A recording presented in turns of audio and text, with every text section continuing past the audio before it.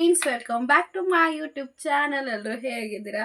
ಸಖತ್ತಾಗಿದ್ದೀರಾ ಅಂತ ಭಾವಿಸ್ತಾ ಇದ್ದೀನಿ. ನೆನೆ ಎಲ್ಲರೂ ನನ್ನ ತುಂಬ ಮಿಸ್ ಮಾಡ್ಕೊಂಡ್ರಿ ಅಲ್ವಾ? ನಾನು ಕೂಡ ನಿನ್ನ ತುಂಬ ಮಿಸ್ ಮಾಡಿಕೊಂಡೆ.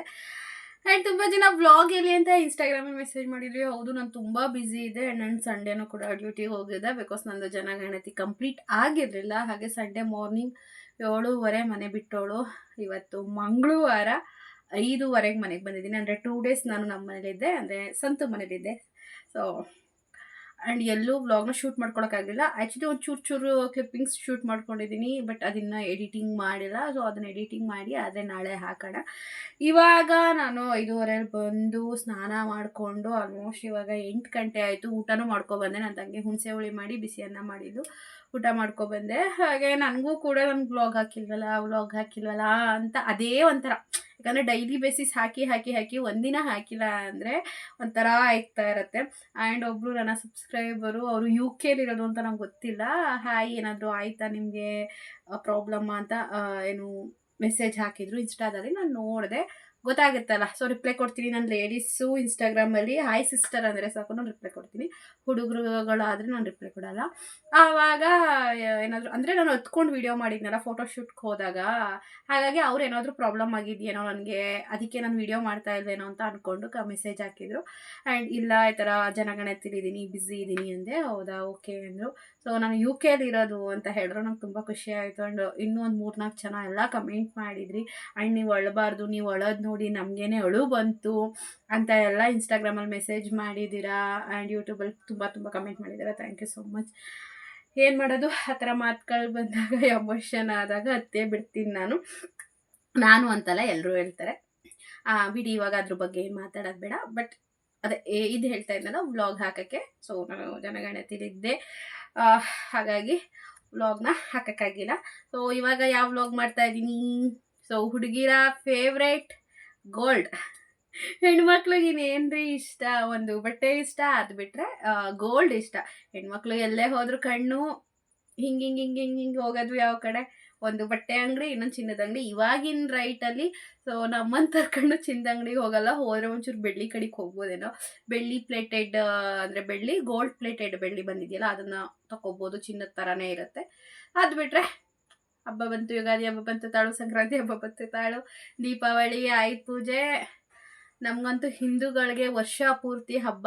ಆಲ್ಮೋಸ್ಟ್ ತಿಂಗಳಿಗೊಂದೊಂದು ಹಬ್ಬ ಇರುತ್ತೆ. ಅದರಲ್ಲಂತೂ 3 ತಿಂಗಳಿಗೊಂದೊಂದು ಗೌರಿ ಹಬ್ಬ, ಯುಗಾದಿ ಹಬ್ಬ, ಸಂಕ್ರಾಂತಿ, ದೀಪಾವಳಿ ಅಂತ ಹೇಳಿ 3 ತಿಂಗಳಿಗೆ 2.5 ತಿಂಗಳಿಗೊಂದೊಂದು ಮೇನ್ ಹಬ್ಬಗಳು ಬರುತ್ತೆ. ಅದಕ್ಕೆಲ್ಲ ಹೆಣ್ಮಕ್ಳಿಗೆ ಬಟ್ಟೆ ತೊಗೋಬೇಕು, ಅದೇ ಖುಷಿ. ಇವಾಗ ನಾನು ತೋರಿಸ್ತಾ ಇರೋದು ನನ್ನ ಗೋಲ್ಡ್ ಕಲೆಕ್ಷನ್ ಆಲ್ರೆಡಿ ನಾನು ಮಾಡಿದ್ದೀನಿ. ಸೊ ನೀವು ನನ್ನ ಚಾನಲ್ಗೆ ಹೋಗಿಬಿಟ್ಟು ಗೋಲ್ಡ್ ಕಲೆಕ್ಷನ್ಸ್ ವಿಡಿಯೋ ಅಥವಾ ಏನಾದರೂ ಚೆಕ್ ಮಾಡಿದ್ರೆ ನಿಮಗೆ ಸಿಗುತ್ತೆ.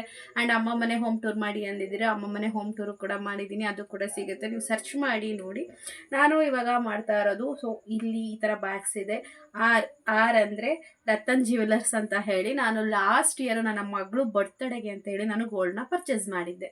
ಸೊ ಅದು ಎಲ್ಲೂ ನಾನು ಹೇಳಿಲ್ಲ, ಬಿಕಾಸ್ ನಮ್ಮಮ್ಮ, ನನ್ನ ತಂಗಿ ಅಯ್ಯೋ ಬೇಡ ಬಿಡು, ಯಾಕಂದರೆ ಅನ್ನೋರು ಜಾಸ್ತಿ ಇದ್ದರು, ಅದು ಇದು ಅಂತ ಈಗಲೂ ಅಂತಾರೆ ಗೈಸ್. ಈಗಲೂ ನನ್ನ ಗಂಡ ಹೋಗಿ 2 ವರ್ಷ ಆಗುತ್ತೆ ನೆಕ್ಸ್ಟ್ ವೀಕ್ಗೆ, ಈಗಲೂ ಅಂತಾರೆ. ಅದು ಬೇರೆ ವಿಚಾರ. ಬಟ್ ಬೇಡ, ತೋರಿಸ್ಬೇಡ, ಏನು ತೋರಿಸ್ತೀಯ, ಹೊಟ್ಟೆ ಊರಿ ಜನಗಳು ಅಂತ ಇರ್ತಾರೆ ಕೆಲವೊಬ್ರು ನಮ್ಮ ಸುತ್ತಮುತ್ತ ಅಂತ ಹೇಳಿದರು. ಆ್ಯಂಡ್ ಸರಿ, ಅವ್ರು ಹೇಳೋದು ಸರಿ, ಅವರ ಮಾತಿಗೆ ಬೆಲೆ ಕೊಟ್ಟು ನಾನು ಇದನ್ನು ವೀಡಿಯೋದಲ್ಲಿ ಹಾಕಿರಲಿಲ್ಲ. ಬಟ್ ಹಾಗೆ ಒಂದು ಸುಳ್ಳು ಕೂಡ ಹೇಳ್ಬಿಟ್ಟಿದ್ದೆ, ಸಾರಿ. ಸುಳ್ಳು ಏನಂತ ಹೇಳಿದೆ ಅಂದರೆ, ಚಿಕ್ಕದಾಗ ಒಂದು ಜೊತೆ ಓಲೆ ತೊಗೊಂಡಿದ್ದೀನಿ ಅಂತೇಳಿ. ಹುಂಡಿ ದುಡ್ಡು ನಮ್ಮ ಕಡೆ ಗೋಲ್ಕ ಅಂತೀವಿ. ಸೊ ಗೋಲ್ಕ ದುಡ್ಡು ಒಂದು 17,000 ಆಗಿತ್ತು. ಆ್ಯಂಡ್ ನನ್ನ ಹತ್ರ ಸ್ವಲ್ಪ ಚಿಕ್ಕ ಪುಟ್ಟ ಅಮೌಂಟ್ ಅಕೌಂಟಲ್ಲಿತ್ತು. ಆ್ಯಂಡ್ ನಮ್ಮಮ್ಮ ಒಂದು 10,000 ಕೊಟ್ಟಿತ್ತು. ಆ್ಯಂಡ್ ನನ್ನ ತಂಗಿ 10,000 ಕೊಡ್ತೀನಿ ಅಂದ್ಬಿಟ್ಟು 10,000 ಹಾಕಿದ್ಲು. ಪಾಪ ರತನ್ ಜ್ಯುವೆಲರ್ಸ್ಗೆ ಹೋಗಿದ್ದೀನಿ, ಅದೆಲ್ಲ ಫುಲ್ ದೊಡ್ಡ ಸ್ಟೋರಿ ಹೇಳ್ತೀನಿ. ಸೊ ನಮ್ಮ ಹತ್ರ ಇರೋ ಬಡ್ಜೆಟಲ್ಲಿ ನಾವು ಅಂದ್ಕೊಂಡಿದ್ದು 5 ಗ್ರಾಮ್ಸಿಗೆ ತೊಗೋಬೇಕು, ಚಿಕ್ಕದಾಗಿ ನೆಕ್ಲೆಸ್ ಥರ ಅಂದ್ಕೊಂಡು. ನಿಮಗೆ ಗೊತ್ತಾಗಿರ್ಬೋದು ಇವಾಗ ನಾನು ಯಾತ್ರ ಬಗ್ಗೆ ಮಾತಾಡ್ತಾ ಇದ್ದೀನಿ ಅಂತ. ಹೌದು, ನೀವು ಅನ್ಕೋತಾರ ನಿಜ, ನೀವು ಸರನ ಅದು ಆಲ್ರೆಡಿ ನೋಡಿದ್ದೀರಾ. ಬಟ್ ನಾನು ಸ್ಟೋರಿ ಹೇಳಬೇಕಲ್ವಾ, ನಾನು ಹೇಳ್ತೀನಿ. 5 ಗ್ರಾಮ್ಸಿಗೆ ತೊಗೊಳ್ಳೋಣ, ತುಂಬ ಸ್ವೆಟ್ ಆಗ್ತಾ ಇದ್ದೀನಿ. 5 ಗ್ರಾಮ್ಸಿಗೆ ತೊಗೊಳ್ಳೋಣ ಅಂತ ಹೇಳಿ ಹೋಗಿದ್ದು. ಬಟ್ ಅಲ್ಲೇನಾಯಿತು ಅಂದರೆ 5 ಗ್ರಾಮ್ಸ್ಗೆ ಇರಲಿಲ್ಲ.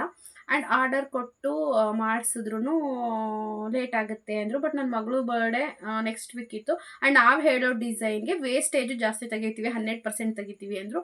ಅವ್ರ ಹತ್ರ ಇರೋದಾದರೆ 8% ಅಂತ ಹೇಳಿದ್ರು. ಆ್ಯಂಡ್ ಚೋಕರ್ ಕಲೆಕ್ಷನ್ಸ್ ಎಲ್ಲ ಖಾಲಿಯಾಗಿತ್ತು, 1 ಅಥವಾ 2 ಇತ್ತು. ನನ್ನ ಜೊತೆ ನನ್ನ ಫ್ರೆಂಡ್ ವರ್ಷಿತಾ ಬಂದಿದ್ಲು. ಸೊ ವರ್ಷಿತಾ, ನಾನು, ಅಮ್ಮ, ಪಾಪು 3 ಜನನ KR ನಗರ ರತನ್ ಜ್ಯುವೆಲರ್ಸ್ಗೆ ಹೋಗಿದ್ದು. ಆವಾಗ ನನಗೂ ಇಷ್ಟ ಆಯಿತು, ವರ್ಷಿತಂಗೂ ಇಷ್ಟ ಆಯಿತು. ನನ್ನ ತಂಗಿಗೆ ವಿಡಿಯೋ ಕಾಲು ಮಾಡಿದ್ದೆ ಆ್ಯಂಡ್ ಚಂದನಂಗೆ ನನ್ನ ತಂಗಿಗೆ ಇಬ್ಬರಿಗೂ ಕಳಿಸಿದೆ. ಇಬ್ಬರು ಇಷ್ಟಪಟ್ಟರು, ಸರಿ ತಗೋ ಅಂತ ಹೇಳಿ. ಅದು ಬಂದು ನಾನು 5 ಗ್ರಾಮ್ಸ್ ಬಡ್ಜೆಟ್ ಅಂತ ಹೋಗಿದ್ದು. ಬಟ್ ಅದು ಬಂದು 7 ಗ್ರಾಮ್ಸ್, 100 ಮಿಲಿ ಕಡಿಮೆ 7 ಗ್ರಾಮ್ಸ್ ಇತ್ತು. ಬಟ್ ನಮ್ಮ ಬಡ್ಜೆಟ್ ಜಾಸ್ತಿ ಆಗೋಯ್ತು. ಅವಾಗ ಅಮೌಂಟ್ ಇರಲಿಲ್ಲ.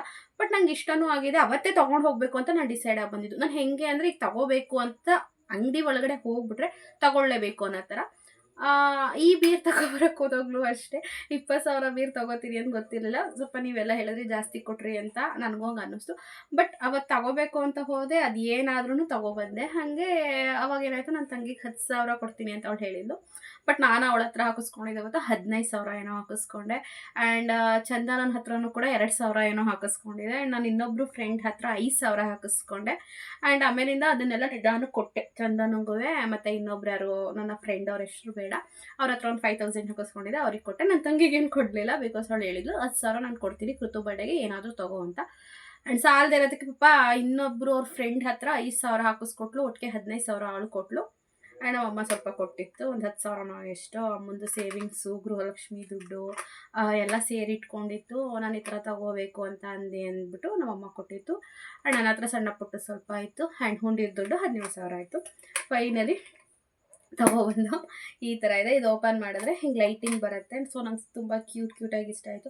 ಅವರು ₹1 ಬಿಡಲಿಲ್ಲ. ವಿತ್ GST ಮತ್ತು ಈ ಪರ್ಲಿಗೂ ಕೂಡ ನಾನು ಕೊಟ್ಟಿದ್ದೀನಿ. ಪರ್ಲಿಗೆ 1,500 ಕೊಟ್ಟಿದ್ದೀನಿ.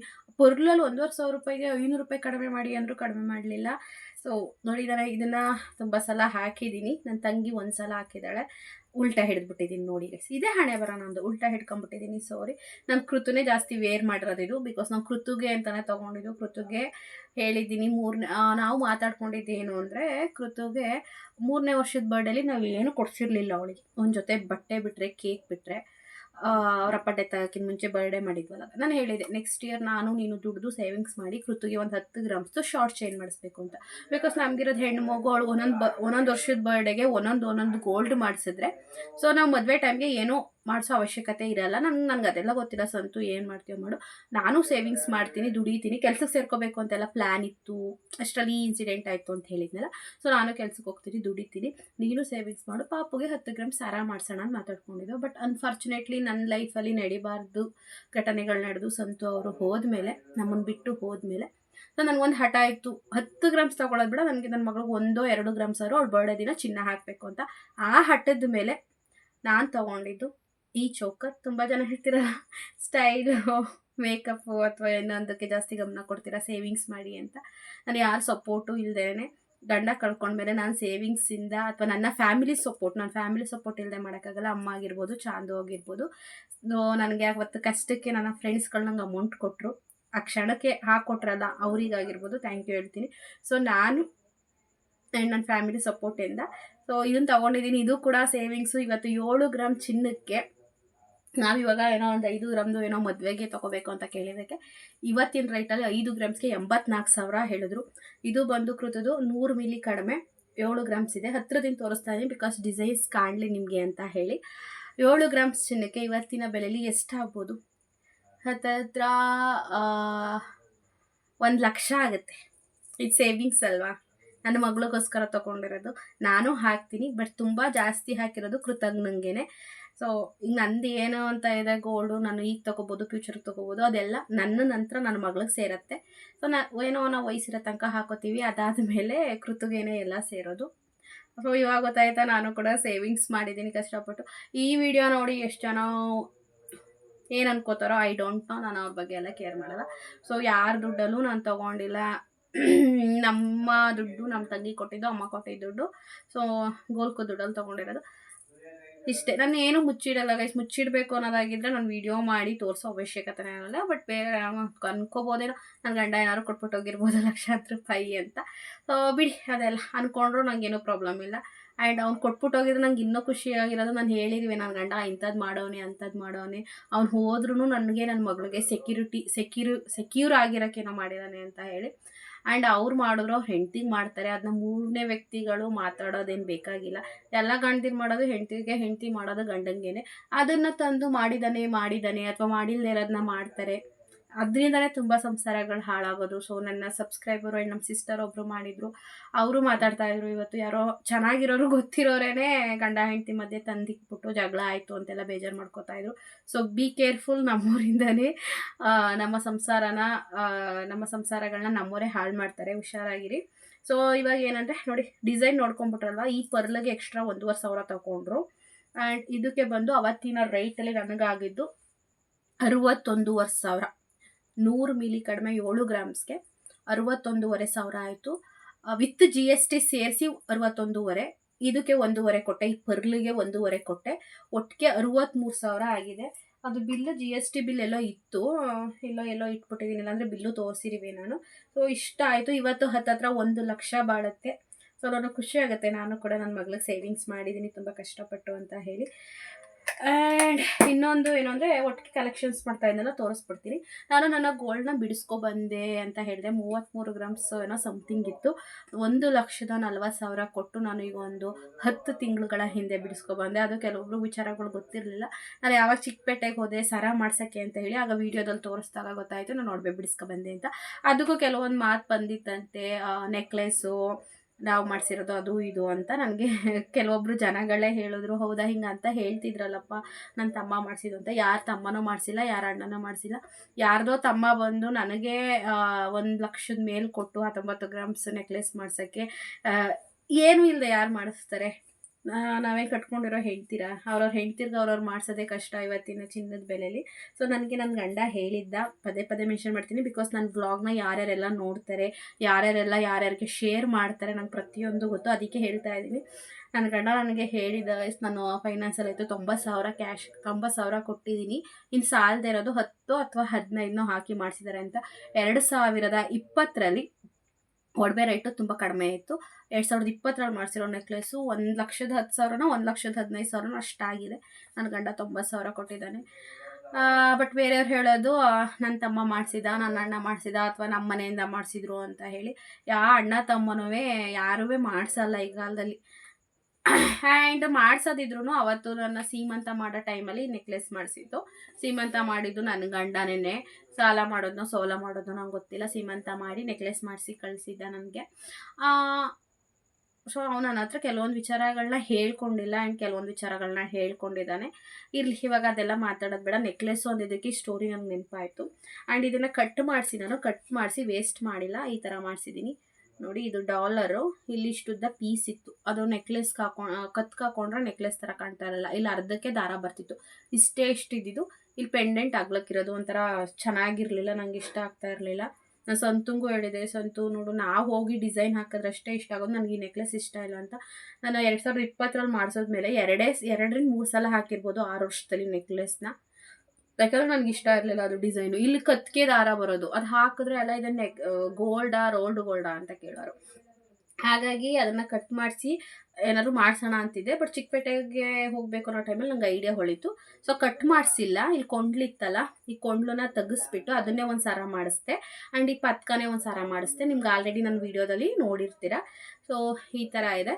ಇದು ಓಲೆ ಬಂದು, ಈ ಓಲೆ ನಮ್ಮ ಅಮ್ಮನ ಮನೆಯಿಂದ ಮಾಡಿಸ್ಕೊಟ್ಟಿದ್ದು. 8.5 ಗ್ರಾಮ್ಸ್ ಇದೆ, ನೋಡ್ತಾ ಇರ್ಬೋದು. ಈ ಥರ 8.5 ಗ್ರಾಮ್ಸ್ ಇದ್ದಾವೆ. ಇದನ್ನು ಅಮ್ಮ ಮನೆ ಮದುವೆ ಟೈಮಲ್ಲಿ ಮಾಡಿಸ್ಕೊಟ್ಟಿದ್ದು. ಇದನ್ನು ಕೂಡ ನಾವು ಬ್ಯಾಂಕಲ್ಲಿ ಅಡ ಇಟ್ಟಿದ್ದು. ಈ ನೆಕ್ಲೆಸ್ಸು, ಇದೊಂದು ಜೊತೆ ಓಲೆ, ಆ್ಯಂಡ್ ಸಂತದೊಂದು ಉಂಗುರ ಇದೆ, ಆ ಉಂಗುರನೂ ಕೂಡ ಅಡ ಇಟ್ಟಿದ್ದು. ಅದನ್ನು ನಾನು ಹೋಗಿ ಬಿಡಿಸ್ಕೊಬಂದಿದ್ದು. ಸೊ ಬಿಡಿಸ್ಕೊಳ್ಳೋ ಟೈಮಲ್ಲೂ ಕೂಡ ಧರ್ಮಸ್ಥಳ ಸಂಘದಲ್ಲಿ 1 ಲಕ್ಷ ಇರ್ತದೋ, ಹಾಗೆ ನನ್ನ ತಂಗಿ ಕೂಡ ಎಷ್ಟು ಕೊಟ್ಟಲು, 30,000 ಏನೋ ಮನೆಗೆ ತಂದು ಕೊಟ್ಟರು. 30,000 ದುಡ್ಡನ್ನ. ಇನ್ನೊಂದಿದೆ, ತೋರಿಸ್ಬಿಡ್ತೀನಿ ತಾಳಿ. ಅದು ಬೀರಲ್ಲಿ ಎತ್ತಿಡೋದು ನೋಡ್ಕೊಂಡು ಎಲ್ಲಿಟ್ಟೆ.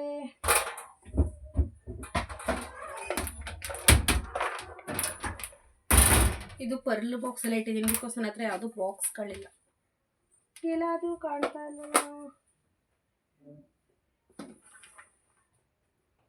ಏನೋ ಕಾಣ್ತಾ ಇಲ್ಲ ಗೈಸ್. ಅದು ವೈಟ್ ಮಣಿ ಹಾಕಿಸಿ ಮಾಡಿಸಿದ್ದೀನಲ್ಲ, ಅದೊಂದು ಸರ. ಅದು ಬಿಟ್ಟರೆ ನನಗೆ ಹುಡುಕ್ದಾಗ ಸಿಗಲ್ಲ, ನಂಗೆ ಅದಕ್ಕೆ ಬೇಜಾರು, ಎಲ್ಲೆಲ್ಲ ಹಾಕ್ಬಿಟ್ಟಿರ್ತೀನಿ. ಓಕೆ, ಅದೊಂದು ಅದೇ ಪಕ್ಕದ್ದು ಕಟ್ ಮಾಡಿ ಕೊಂಡ್ಲು ಬಿಚ್ಚಿಸಿದ್ನಲ್ಲ ಹಿಂಗೆ ಉದ್ದುದ್ದಕ್ಕಿದೆ ವೈಟು ಸರ, ಅದೊಂದು. ಸೊ ಸ್ವಂತದ್ದು ಉಂಗುರ ನೋಡ್ತಾ ಇದ್ದೀನಿ. ಭಾರಿ ತಿನ್ಕಣಮ್ಮ, ಇವಾಗ ಕೆಲಸ ಐತೆ ನನಗೆ. ನಮ್ಮದು ಇದು ಸ್ವಂತದ್ದು ಉಂಗುರ. ನಾನು ಹಾಕೋವಿಲ್ಲ, ಆ್ಯಂಡ್ ಬ್ಯಾಂಕಿಂದ ತಂದಮೇಲೆ ವಾಶು ಕೂಡ ಮಾಡಿಸಿಲ್ಲ. ತಂದು ಇಟ್ಟಿರೋದು ಹೆಂಗೆ ಇಟ್ಟಿದ್ದೀನಿ ಹಂಗೆ ಇಟ್ಟಿದ್ದೀನಿ. ಇದನ್ನು ಇದು 5 ಗ್ರಾಮ್ಸ್ ಏನೋ ಇದೆ, ನೋಡೋಣ ಫ್ಯೂಚರಲ್ಲಿ ಏನಾದರೂ ಇದರಿಂದ ಮಾಡಿಸ್ಕೊಳ್ಳೋದಿದ್ರೆ ಮಾಡಿಸ್ಕೊಳ್ಳೋಣ. ಸದ್ಯಕ್ಕಂತೂ ಇದಿಲ್ಲ. ಸೊ ಆ ಪಕ್ಕದ್ದು ಅದೊಂದು ವೈಟ್ ಸರ ಮಾಡಿಸಿದ್ದೀನಲ್ಲ ಅದೊಂದು. ಇಷ್ಟು ನಾನು ಗೋಲ್ಡ್ನ ಬಿಡಿಸ್ಕೊಬಂದಿದ್ದು ಬ್ಯಾಂಕಿಂದ. ಸೊ ಆ ನೆಕ್ಲೆಸ್ ನೋಡಿರ್ತೀರ, ಬಟ್ ಅದು ನಂದು ಓಲೆ, ಇದು ಉಂಗುರ ನೋಡಿರಲಿಲ್ಲ. ಇಷ್ಟನ್ನು ಬಿಡಿಸ್ಕೊಬಂದಿದ್ದು 140 ಚಿಲ್ಲರೆ ಕೊಟ್ಬಿಟ್ಟು. ಇನ್ನೇನಿಲ್ಲ ಗೈಸ್, ಇದೆ ಪದೇ ಕೇಳ್ತಾ ಇದ್ರಿ ಚೋಕರು ಚಿನ್ನದ ಎಷ್ಟು ಗ್ರಾಮ್ಸ್ ಇದೆ ಅಂತ. ಆಲ್ಮೋಸ್ಟ್ 1 ವರ್ಷದಿಂದ ಅದು ಕ್ವಶನ್ಸ್ ಬರ್ತಾ ಇತ್ತು. ನಾನು ಮುಂದೆ ಹೇಳ್ತೀನಿ ಅಂತ ತಿಳ್ಕೊಂಡೆ ಬೇಡ. ಇವತ್ತು ಅದಕ್ಕೆ ಯೋಗ ಬಂತು ವಿಡಿಯೋ ಮಾಡೋಕ್ಕೆ. ಸೊ ನಿಮಗೆ ಚೋಕರ್ ಇಷ್ಟ ಆಗಿದೆ ಅಂತ ಭಾವಿಸ್ತೀನಿ. ಆ್ಯಂಡ್ ಸೇವಿಂಗ್ಸ್ ನಾನು ಮಾಡ್ತಾಯಿದ್ದೀನಿ, ಚಿಕ್ಕ ಪುಟ್ಟ ನನ್ನ ಕೈಲಿ ಆಗಿದಂಥದ್ದು ಸೇವಿಂಗ್ಸ್ ಮಾಡ್ತಾಯಿದ್ದೀನಿ ಪಾಪುಗೋಸ್ಕರ. ಆ್ಯಂಡ್ ಏನೇ ಮಾಡಿದ್ರು ವೀಡಿಯೋದಲ್ಲಿ ತೋರಿಸ್ತೀನಿ. ಇಷ್ಟು ಹೇಳ್ತಾ ಈ ವಿಡಿಯೋ ನಿಮಗೆ ಇಷ್ಟ ಆಗಿದೆ ಅಂತ ಭಾವಿಸ್ತಾ ಇದ್ದೀನಿ. ಇಷ್ಟ ಆದರೆ ಲೈಕ್ ಮಾಡಿ, ಶೇರ್ ಮಾಡಿ, ಕಮೆಂಟ್ ಮಾಡಿ. ನನ್ನ ವೀಡಿಯೋಸ್ ಇಷ್ಟ ಆದರೆ ಸಬ್ಸ್ಕ್ರೈಬ್ ಮಾಡ್ಕೊಳ್ಳಿ. Thank you so much. Love you all. Next ಬ್ಲಾಗಲ್ಲಿ ಸಿಗೋಣ. ಬಾಯ್.